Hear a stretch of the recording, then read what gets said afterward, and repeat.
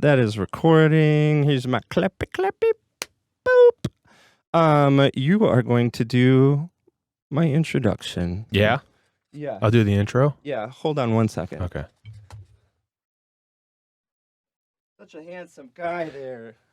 When are we going to do we need to do our show, Ike and Mike. Yes, we Mike do. and Ike's. Yes, we do. I'm super stoked to you as to talk to you as a fellow podcast. Have we met in person? Yeah, a couple of times. But I have a very forgettable face, a wide body and forgettable face. Yeah, well, it's probably at some kind of an event. And I see you at those events. You don't talk to anybody there, right? No. You just sit in the corner, play on your phone. Yeah. Okay, so all you got to do is look at that camera. You get as many takes as you want. All right. Whenever? Yeah, whenever. Hey, everybody. I'm Michael Hensley from the Convention and Visitor Bureau here for Bay County and the region, and you're listening to Hey Bay City.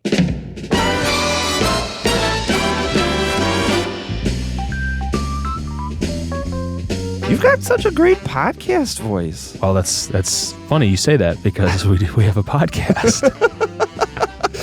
Yeah, I listen back to our episodes and I'm just like, Phil, why is you're so nasally and high? But you've got this but you were the little Michael Hensley. Well, listen, you were an OG because you and I did an interview way before we had all of the upgraded equipment, and we were pretty much using really? those microphones you get as a kid that you Yes. talk into. Yes, That's what we were using. Yeah, the little stick USB microphones that they used to have. Yeah, I had to justify it, and yeah, it's been going good, man. Thanks for having me on. I'm excited to talk to you. How is the podcast going? It's going really well. Yeah. We do weekly episodes every Wednesday, available wherever your podcasts are. And What would people search for? What's the name of it? The Go Great Lakes Bay podcast. So what we do is we talk with the people behind all of the really cool places to see and places to eat and events that happen in the region. Just so folks who are maybe thinking about visiting have some personal connection with the people behind those businesses. And it's working really well. Yeah, I love that. I remember when kind of the very first initial episodes a couple of years ago of this, before it was like a formal thing. I remember getting a message from Cassie Pfeiffer. Hey, Cassie. She had just moved to the area and she said, hey, I just want to let you know I'm new here to Bay City and I wanted to get to know it. And so I pulled up Hey Bay City and I listened to every episode and now I love it. Oh, wow. And so like what you guys are doing with the podcast, I think is so important because like one, podcasts are awesome. Two, it really focuses on the human, but three, it also really, it communicates the message of Bay County, of this region in a way that people are going to listen to it. Well, yeah, and I think when we look at the grand scheme of things and how tourism benefits a population, benefits a single subset of residential areas, one of the things that is kind of an ancillary effect to that is you get connections with folks who own these big businesses, who own these attractions, who own, or operate these events or organize these events. And I think it gives you as a resident a sense of place, sense of belonging, and really an aspect of, pride to the things that happen outside of the normal realms of business. So we were kind of sitting around, kicking around the idea, and there are people that are in much bigger demographics, much bigger areas like Atlanta. Atlanta does a great podcast. If anybody do they? Oh my gosh, cool. Yeah. You should listen to ours and then you should go listen to theirs because it's really cool. Yeah. But there's these big areas that do these shows and they do them so well. And we said, you know what, we're gonna try it out. We'll do it on a testing basis and we'll figure out, is this something that's gonna work? Are we getting the hits? So for the first little while, it was just an in-staff thing. So I was producing and recording and cutting it up with some help with some other team members on my team. And then we were, posting it ourselves. And we had a partner that we have a radio relationship with. And they said, we do that. Like, that's in your agreement. We do that for you. And I was like, oh, okay. So nice to have some help. Yeah. Oh, it's great. It's a great relationship. We have a relationship with WJR and Cumulus. So again, it's another avenue right into our biggest area that we market to and our highest visitation area. So it just works beautifully. Yeah, and we're going to get to a little bit of what you alluded to about how do citizens benefit from the CVB. But let's take a step back, just because in every community, everywhere, all over the place, there's CVB and DDA and all of these acronyms. And if you're not in the thick of that organization or community work, it can be really hard. Like, what is that? I don't know what that is. I don't know what it does. I don't know how it works. So give me kind of a 101 of what the Convention and Visitors Bureau is, how it works, what its purpose is, and then we'll go from there. This is great because I'm not sure my mom even knows what I do yet. So I'm the same way. I was like, 4 years into this work, and my wife was like, so somebody asked me today what it is you do, and I don't really know what to say. So can you say it in like one sentence? He doesn't teach anymore. That's he doesn't teach fifth grade. So when we look in the grand scheme of things, a chamber of commerce, which is really the representation for business and business owners in an area, and then the destination or the economic development organizations, they're the EDOs or the EDAs is how we kind of acronym that. They're responsible for going to get big business and bringing in new business opportunities, whether that be through grants or showcasing the area. And then the Convention and Visitor Bureau, or the Destination Marketing and Management Organization, DMMO, is kind of how we classify ourselves there. They're really responsible for getting folks who don't live in this area to come and visit this area. But there's one thing that if you look at all three of these categories, they all kind of converge in the middle, and that's placemaking. So, we have a saying that, if you build a place where people want to live, you'll build a place where people want to work. And if you build a place where people want to work, you'll build a place where businesses must be. And if you build a place where businesses must be, you'll build a place where people want to visit. And if you build a place where people want to visit, you'll build a place where people want to live. I hate interrupting, but I just want to interrupt just to emphasize what you said, because so many communities get that wrong, where it's tourism above all else. It's how do we get people here for the day, for the weekend, and just a massive amount of that. And that might work in some communities, but I think what also happens is then you push aside residents and citizens and say, well, like, it's great that you're here, but we're really chasing all of these other folks, and then they feel neglected, they feel disinvested. They're like, well, what about us? We're literally building this community, and we don't feel acknowledged. And what you're saying is really starting from their perspective and say, how do we build a place where people want to live? And then going from there. So you're going the opposite way, and I think that is just so great. Well, and wherever the community needs to start, right? It's a infinite circle back and forth, right? So if you want to start, we need to build a place where businesses must be, then you can start there, and it all trickles down. But what I think the important part that you said there, and really the paradigm is changing on this one. So in the last, I would say 10 years, organizations like U.S. Travel and Destinations International, who represent all sorts of different size DMOs and CVBs and whatnot, I think their paradigm is shifting, where the customer of our organization used to be the visitor, right? Our services were provided for the visitor, but we really have taken a look at that over the last few years and said, okay, who's benefiting from our work, right? Is it really the visitor? Yeah, they're benefiting because we're making it easier for them to plan trips. And is it the hotels? Yes, they're very much benefiting because we're bringing them business. But when you look at the grand scheme of things, if you're taking dollars that aren't generated in an area and bringing those dollars into an area, who's benefiting, right? The residents. Our taxes are lower because we're getting more outside dollars. Businesses who you want to support, but Amazon still exists, are still getting those dollars from visitors and things like that. So I think it's a cool relationship to be able to see how our work benefits residents. And the important part is that we're asking the residents, what do you want? And we just did this in 2021. We got an EDA grant, which was historical because we were the first destination marketing organization to get such a grant from the EDA. And we got it to operate, not to operate, but to construct 4 plans.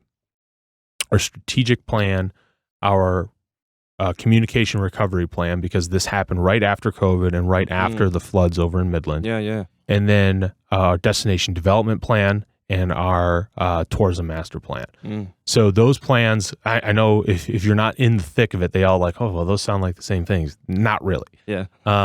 But in those plans, we conducted a survey of our residential fabric throughout the region, which is Bay, Midland, and Saginaw counties. So we asked all those residents, we said, what things are missing that are going to make this place better to live?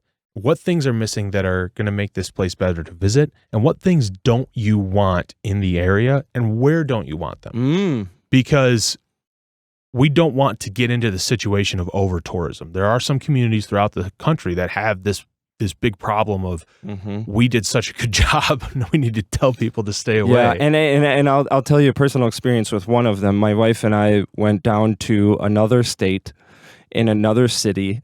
And we had heard so much about it. Everybody's going there, like it's so cool. And we pulled up photos on the internet and hiking trails and nature and that kind of vibe, and that's what we wanted. And so we went down there, and I remember driving there, and coming up to a traffic jam, and I thought that was weird because here we are in this. There's nothing around. Yeah, I was like, we're in this like very scenic valley, and there weren't it wasn't mountains, but just like things that we don't have here in Michigan, and in the middle of like a national park almost, and these little hollers all over the place. I was like, oh, this is kind of weird. It must be an accident or something. And about 30 minutes later, as we're inching into our destination, I realize that this hour-long traffic jam is caused because people are trying to get a spot in a parking lot. Yeah. And I look around, and it's literally shoulder-to-shoulder people everywhere. And it just all over the place. I was like, this is not what I expected. And so finally, after an hour and a half of trying to find a place to park, we were like, we need a beer. And so we went and we found a local brewery. Okay, this is going to be cool. And we sat down at the bar, and we asked the bartender, it's like, hey, this is pretty crazy. He's like, yeah, it's like this every single day. And we were like, well, we're not from around here. Where should we go? Yeah. And he looked at us dead in the face and said, anywhere else but here. And talking to him, he grew up in the town. He grew up and he was probably 30 years old or so. He grew up there, and he said it literally changed almost overnight. This is not at all the community that I grew up in. And you heard in his voice, like, the community lost something along the way. They went so hard into tourism, and it blew up just the roof off the place. Great, but in the process, he feels like I need to be anywhere else but here. Well, and there are places who, share that story, but then there's also places that have taken the opportunity of tourism and turned it into a huge industry. Like one of our own in the region, Frankenmuth. If you look at Frankenmuth, their town only has about 5,000 residents in it, and not very much space. I think it's only like 2.5 square miles, or maybe it's 5 square miles, something like that. And every year they see like almost 1.2, 1.3 million people that go through that town. But everybody in that town understands the relationship between the visitor and the resident, and they're very open to those types of events and those types of attractions, and it just makes it a great place to be. And what we're seeing throughout the rest of the region is that our other towns like Bay City or Midland, Saginaw, Birch Run, those places kind of share that same sentiment where, okay, we understand the relationship, and it's a very fine line between good amount of people in the area that don't live here and people who, actually live here.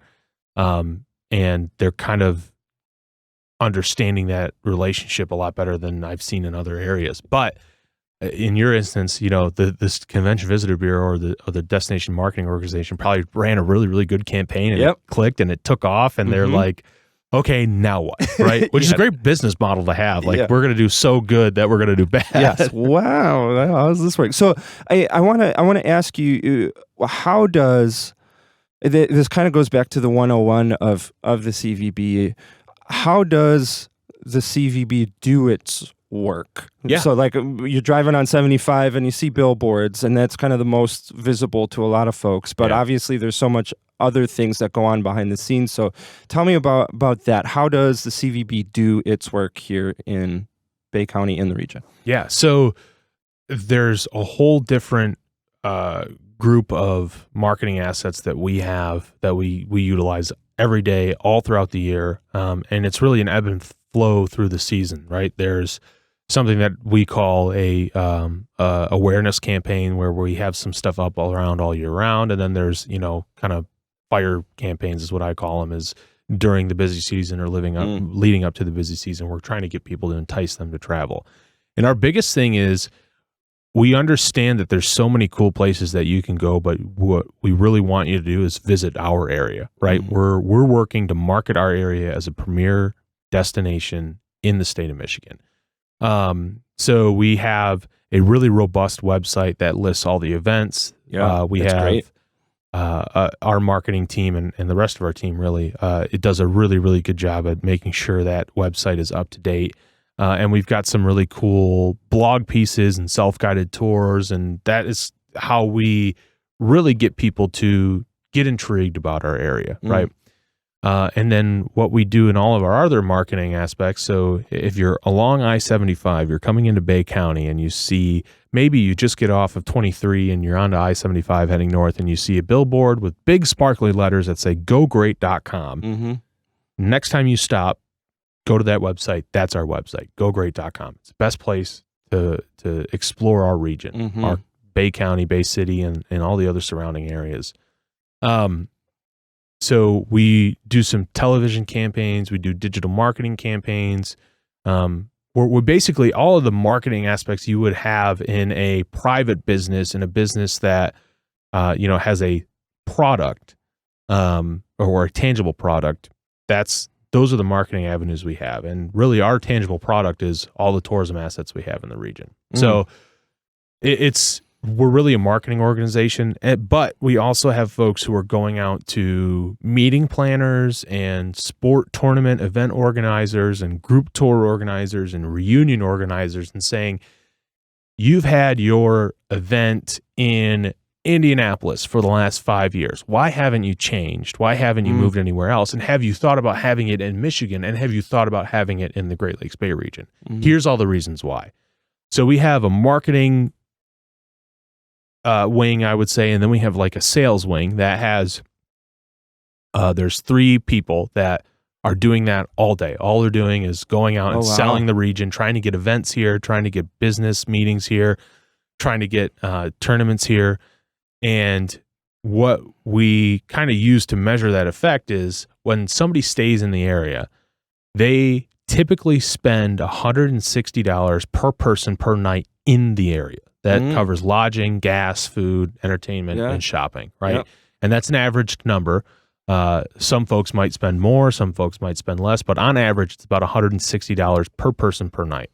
So when we say, okay, we brought in a soccer tournament, right? And there were, 400 participants. Well, those participants also have 2 parents on average, 1, maybe 2 siblings. So we usually do 3 to a room, count the rooms, do the math, and that's the direct spend that we have into the area. That's not with an economic impact multiplier or anything like that. That's how we can say we've estimated this much money came into the area over these 3 days. And that's how we've kind of justified and really made a name for the work that we do, because people can say, oh my gosh, this was $300,000 that wasn't in this area and now is in this area, right? So it's a really cool thing to be a part of, and it's a really great thing when people understand the relationship. I love it. I love it too, and I love that you pointed out that kind of economic impact because if you're not aware of this organization and you don't understand it, and we alluded to this earlier, as a citizen, it can be like, well, I don't benefit from this in any way. I'm not a tourist. They're not talking to me. They're not reaching out to me, and we'll talk more about that in a second. But here you are saying, in a given effort, in a tournament, in a meeting or something like that, $160 per day, just on average, and then you extrapolate that to 300 people, or like huge of for 3 days, for right? 3 days, like all of that money flowing directly into the community, that helps all of those businesses that exist. That in turn runs better businesses. We get to benefit from that. The entire community gets elevated because of this work. Yes, absolutely, targeting these people from outside the region and inviting them in, but that's what we need. And we talk so much lately about attraction and retention. Obviously, Hey Bay City is a part of that as well. But what you guys are doing is really creating this open door and this invitation to targeted events and groups of people, and saying, you know what, you should come check us out. We'd love for you to visit for the meeting or for the tournament or for the day or for 3 days or whatever it is. And it's that first initial invite, like, hey, let's have dinner. And then that gives this opportunity for them to really experience our community, to experience Bay City, Bay County, the region, and say, you know what? I never knew that this place was like this. And that benefits everybody. Well, and that's what I hear a lot of times, like from folks who are traveling throughout Michigan and go all over the Midwest, the United States, when they land in places like Bay City or Midland or some of our other communities that have these really robust downtown areas. They go, oh my gosh, this place is awesome. You can eat outside. There's shops everywhere. How many restaurants are here?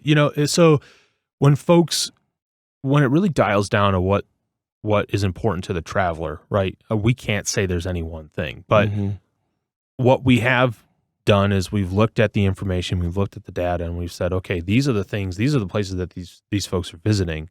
So we're going to market these areas. And the best part about our job is we have no real operational say in the tourism assets, because the folks here have done a really great job at providing those assets to all the folks who live here. And what we do is just say, hey, everybody who doesn't live here, look at what these folks have. Why don't you go do it? Yeah.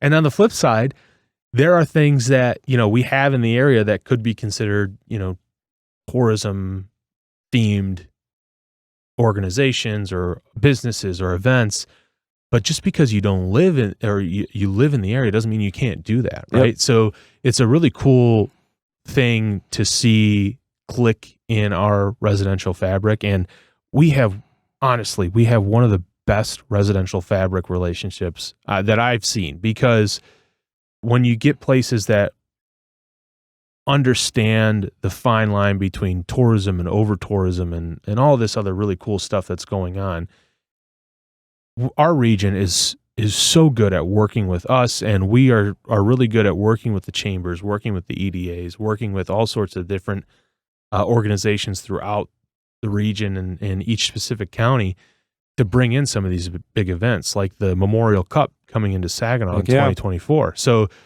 I know we're in Bay City, we're talking about Bay County, but that's going to benefit Bay County and Midland County just as much as it'll benefit Saginaw County, because the spectators are likelier to stay out into the Midland and Bay County areas, because the operations team, the teams, and all the other folks are really going to fill up those hotel spaces for Saginaw County and Saginaw, the inner city, and things like that. So we're going to benefit as a region for 12 days of a really, really cool event. Yeah, and let's bring that up in a second, because you keep mentioning the assets that we have, and I want to talk about that, because just like you said, the assets don't just benefit tourists. They benefit the people that are here, and I think that's such an important element of the work that you guys are doing. Is I might live in this place, and this honestly, this was me 10 years ago before I really started talking to people, getting involved in the community. I'm like, I don't know, like there's not a lot going on here. That was my perspective because I wasn't experiencing I hate to hear that. Yeah, because there's nothing to do. I hate it. Yeah, and I think it's just an educational opportunity to teach people like what we have and where we are living and what they can experience. So let's look at specifically Bay City, Bay County. What do you, as the CVB, what do you guys see as assets, whether it's events or aspects of the community, and then we'll blow it up to the greater region because we are so close. I can live here and I can experience other things immediately surrounding me because they're 15 minutes away. So 15, 20-minute drive is all you need to get to. So that's a good question. So you look at Bay County and the assets we have here. I'm not going to list all of them. And because I can't, we would be here for. Don't be offended, people. Let's see. We would be here for three days in Bay County alone. Yes. So, if you're really curious, you can go to GoGreat.com. We have them all listed on that website. But places like the Antique Center right here downtown, the Princess Winona and the Appledore, the Saginaw Valley Naval Ship Museum, the Planetarium, the Firehouse and Toy Museum. Activities like Painterly Pottery, the pedal trolleys that you see rolling around here all the time, all those things, including some of the educational aspects like the Historical Museum, Beatles and Beans, who doesn't love a Beatles themed coffee? Those things are all what we consider tourism assets, including the restaurants, including the bars, including the events that happen here. The concerts that happen downtown, the concert venues, an asset. The events, just popping into my head, professional bass fishing tournaments. Oh my gosh. We are the only city, Bay County, Bay City is the only city this year that has hosted back-to-back professional fishing tournaments with a first prize of $100,000. Yeah. It's just, isn't that cool? It's so cool. And what's amazing about that too is, and this connects with what you were saying earlier, I just heard that I believe his name is Kevin Ham, like one of the best bass fishermen in all of history. He has a foundation, and his foundation is coming to Vets Park on August 4th to do a cleanup of Vets Park. Yeah. And what's amazing about that is here are these people that have come to our community to benefit from this amazing resource that we have in the Saginaw Bay, one of the best fisheries in the entire world. And because of their interaction and because of that invitation to say, hey guys, you should have your fishing tournament here. They were like, yes, we should, and we're going to take it a step further, and we're going to go into the schools, and we're going to talk to kids, and we're going to talk to them about preservation and about our lives as fishermen. And then on top of it, because we used your community, we're going to come back the week after, and we're going to clean it up for you. Yeah. And when I heard that made me feel so good, and it created this extra element of, we have to invite people into our community because they see what we have, they appreciate it, they change our perspective in a different way, and it just makes you feel good. Well, and really, what's exciting to me as an outdoorsman, as an angler, it's really, really exciting to look at Bay County and look at the Saginaw Bay. And in the 10 years that I've lived up here, it's super cool to see it go from where it was 10 years ago to where it is right now, where it's a world-class fishery, where folks like Kevin Van Dam and... Oh, that's his name, Kevin Van Dam. And sorry, Kevin, I love you. Here's another thing, too. He's a Michigan guy, too. So, Otsego or something like that? Yeah. So he's... and it's his last... I think it's his last circuit, and this is his last weigh-in Bay City. So it's like he's coming home, which is really cool. So, and all that stuff's going to be downtown. So make sure that you get here that first weekend in August. It's going to be a really cool thing. Cool.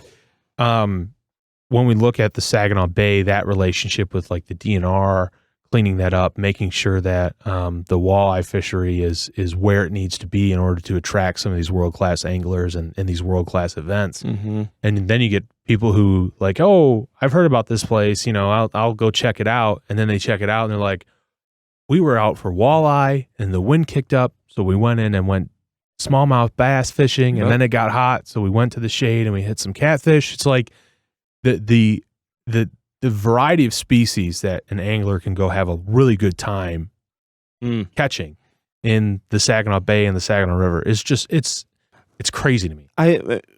This part of the conversation is getting my brain thinking about two things that we've talked about. One is that you mentioned earlier our awareness that there is such a thing as over tourism, because you can lose the soul and the culture of the community. Well, you can just lose the sentiment of what you have. Yeah, right? yeah. And what we have here in Bay County, in the Bay, in the river, in having world-class fishery outside our back door, that's something that we can say, this is us. This is part of our culture. This is an asset that we have that almost no other place in the country has, and we have it right here. Yeah. Now, I'm not an angler. My brothers are. They're absolutely obsessed with fishing. Oh, we need to change that, Phil. Yeah, I know. Well, I'm going fishing with them in October, and they said the same thing. They're like, Phil, we're gonna get you on board. But even if you're not an angler, that's something that you can be proud of. That here are people that literally make their living fishing, coming here and saying, this is one of the best fisheries in the entire country. And I can walk away having a sense of pride in that. And so I love the aspect of this, because it says we have an identity, we have a culture that we can be proud of. And then at the same time, all of these people coming to this place, and then that scene growing over and over and over again, that benefits our businesses, that benefits our community, like here Kevin Van Dam is coming to clean up our parks. Like, we win as a community, even if I don't have a boat, even if I don't go fishing. Yeah. And the cool thing about, I will say, and being an outdoorsman, being an angler, the cool thing about inviting folks who use the natural resources for entertainment or making a living is that they really care about them. So when they come into the area, they're going to treat those places with respect. Yep. And it's a really cool thing to see is, oh, we love your fishery. We love coming up here. We love being able to go and catch a huge limit and catch a lot of fish.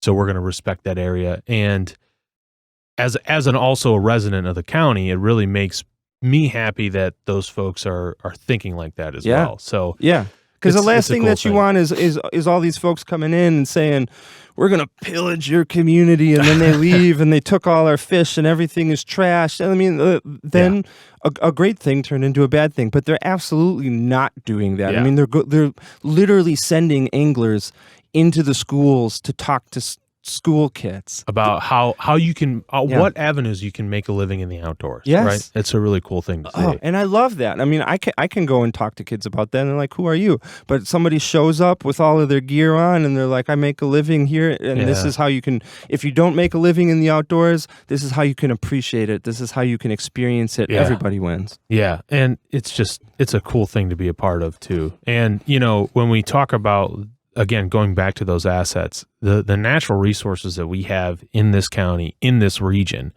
are so abundant that we just have a really good time displaying those places. We have over 100 miles of paved trails that you can hike and bike and rollerblade or however you get around without a motor. So if you have a mobility restraint, you're not going to be able to miss out on those nature assets.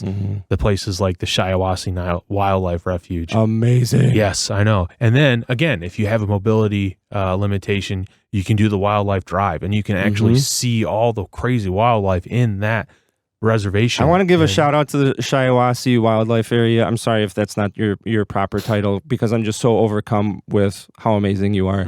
It was 3 years ago, I believe. My brother lives on the south end of Saginaw, and he was like, you should really go check out Shiawassee. It's awesome.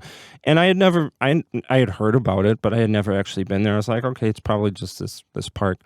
But we drove down there and went with my wife, and we were walking through this place, and I said, this is amazing. Yeah. Like, this is literally amazing. Well, and you're a photographer too, so it's a birding photographer's dream. Yeah, that place. Like bald eagles everywhere, and like the flats are just amazing. And then like the floods happen, and you hear like Shiawassee saved so much in so many parts of our communities because naturally they absorb the water. Yeah, and the watershed. And they're the watershed. And so you see all of this crazy flooding, and in really large parts of Saginaw were not affected because of this resource. Yeah. It saved so many of people's stuff, and it's just it's so beautiful. So people, if you have not experienced Shiawassee, you have to go. Yeah. You can take the driving tour, you can walk around. It's amazing. It's a really, really cool place, and it's so close to Bay County, so too. Close. And that's the other thing I want to say is,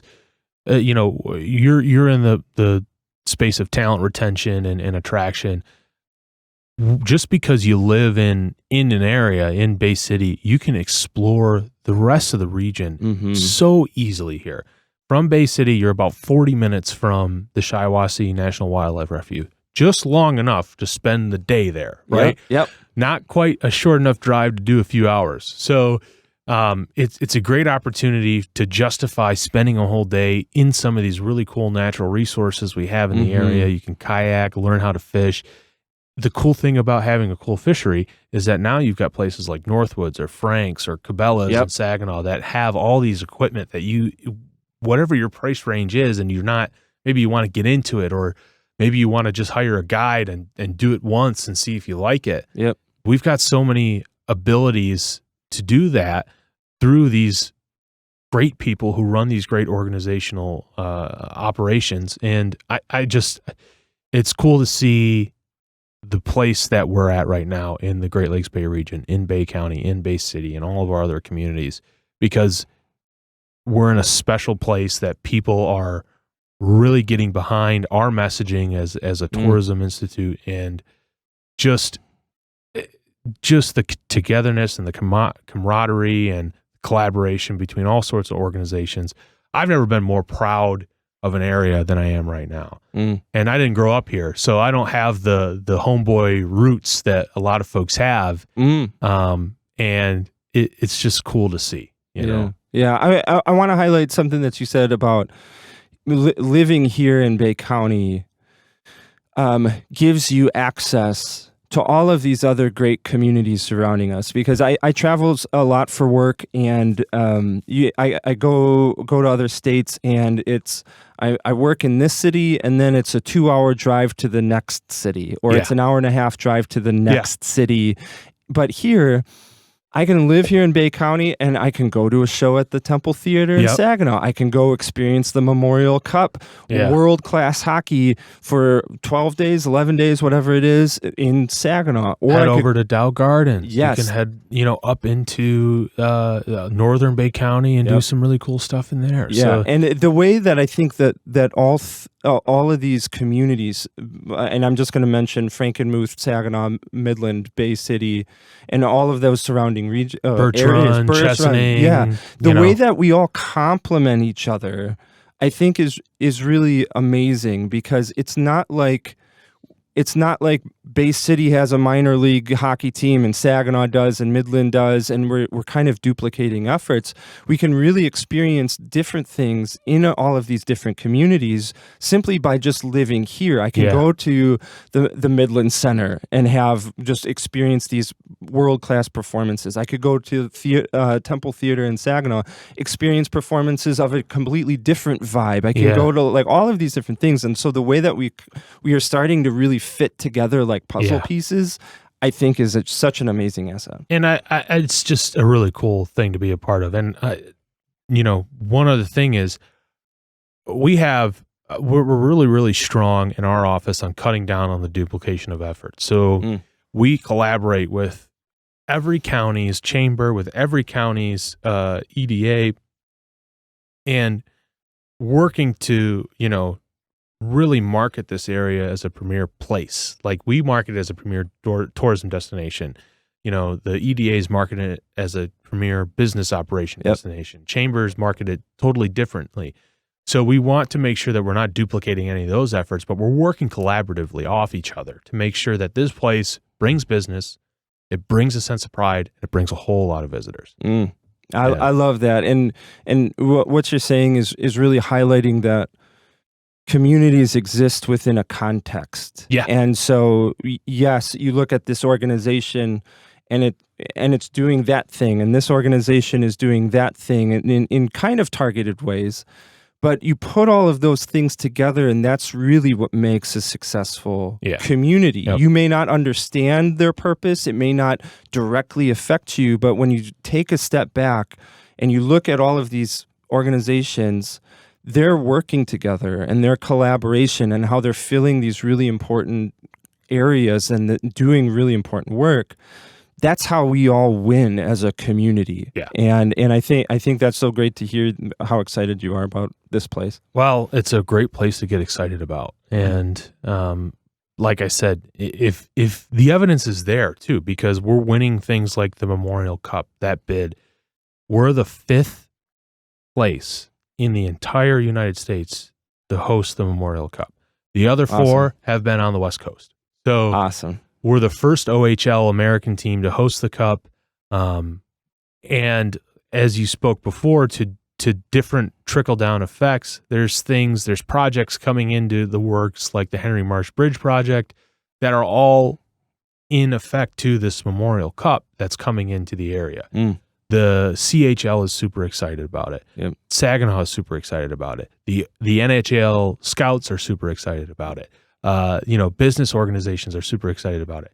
The vibe, the buzz, the word on the street is everybody's pumped for this cup, and I can't wait for it to get here. I mean, I can because there's a lot of work that we need to do before that. But I'm super excited for it to be here, to see mainly the region rally around it. Yeah, and I'm just super pumped for it.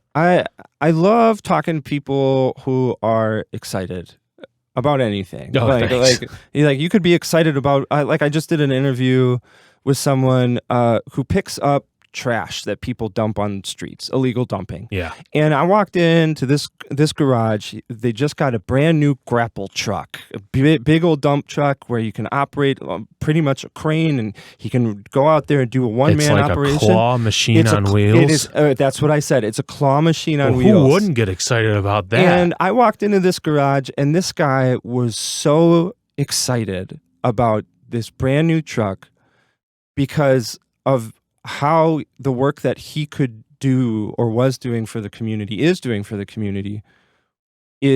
will get so much better. Mm-hmm. And he was very aware that this is something this community needs, and I can fill that need, and now I can fill that need in an even better way. And when I'm done doing this work, somebody else can step in and do that work in an even better way. This guy was one of the most excited people I have met about the work that they do. And here he is picking up trash that people have illegally dumped on streets. And I walked out of that place going, I want to do better work. Yeah. I want to appreciate the role I have in the community even more. And so talking to people like yourself who are like, I am so excited to be here. I'm so excited to do this hard work. I'm so excited to fill this role in the community.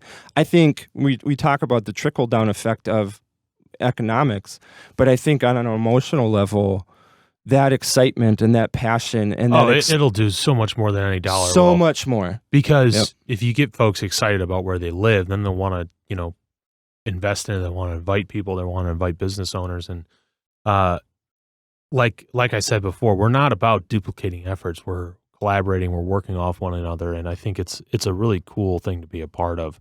And when we look at different places that have over tourism or under tourism or whatever, to have a residential fabric that rallies behind events like the Memorial Cup, events like, the soccer tournament that was here in 2019, events like the bass fishing tournaments that are here this year and last year, and continue to express interest in our area.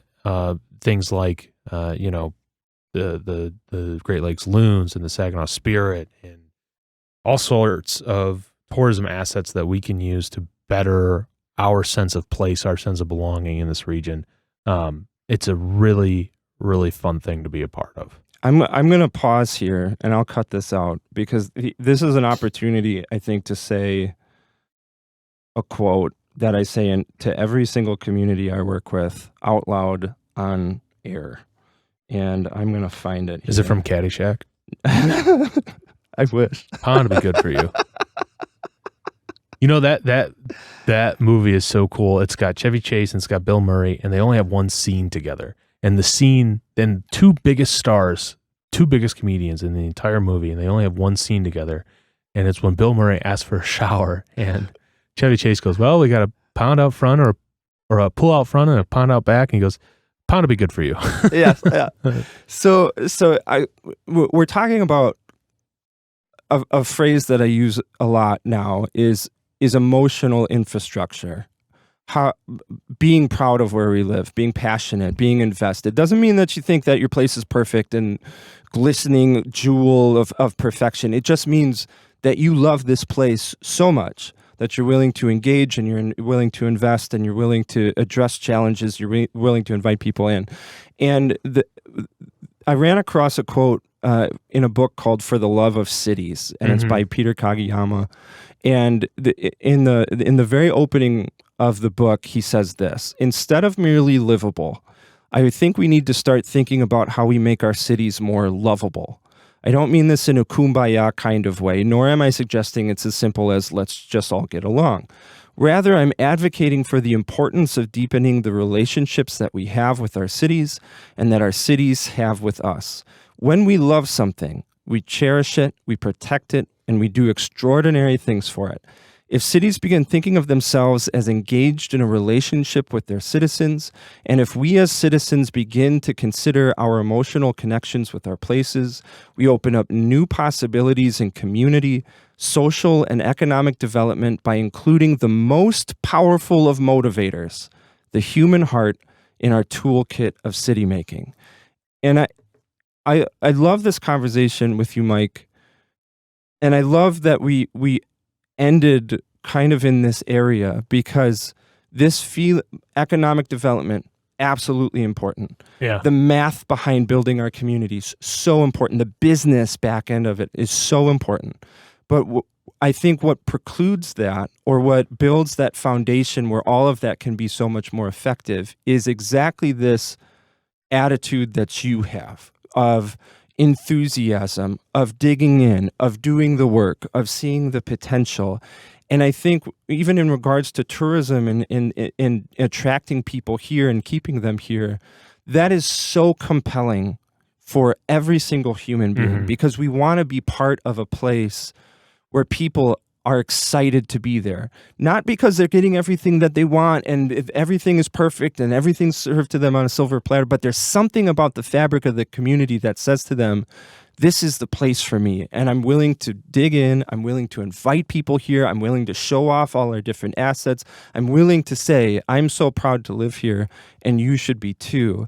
And I think you being in this position with the CVB as kind of this front line of people saying, hey world, come here, let us show you what we have here, and we want to share that with you, and we want you to experience. I think you're exactly the right person in exactly the right place, doing exactly the right kind of work. Well, thank you. And I kind of fell into this work after I fell in love with this area, so it's very. I owe my position to so many different people throughout my life, and really the CEO of our organization for just taking a chance, and because she shares the same sentiment that I do about this region. It's a wonderful region. It's a great place to live. It's a great place to work. It's a great place to learn. It's a great place to worship. But most importantly, it's a great place to have a little fun. Heck yeah.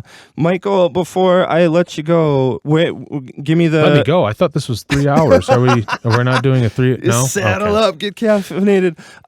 Give me website, give me social media that people can follow you and your work. Yeah, so gogreat.com. If you're looking for events, if you're looking for a place to stay, if you're looking for a place to eat, something to do, an attraction, gogreat.com, GOGREAT.com. You can follow us on Facebook, Twitter, Instagram, Pinterest, TikTok, and Threads at Go Great Lakes Bay. And then if you want to listen to more conversations like you and I are having, the Go Great Lakes Bay podcast, available on Spotify, Apple Podcasts, Stitcher, wherever you get your stuff. Heck yeah, I'm so pumped to have talked to you, Mike. Man, I gotta have you back on. You mentioned the Mike and Ike show. The Ike and Mike Eat Mike and Ike's. It's premiering December 1st of this year, so keep an eye out for that. We rate Mike and Ike flavors. It's going to be a very short series. Yeah, a 1-episode podcast. Well, actually, no. We could do 2 or 3 episodes because they got the green box, the blue box, the purple box. We could 3 episodes out of this. Let's do it. We're gonna sponsor us, Mike and Ike's, please and thank you. Yeah, we're gonna hit the big time. Thank you so much, Mike, for stopping by. Thank you. Cut. So.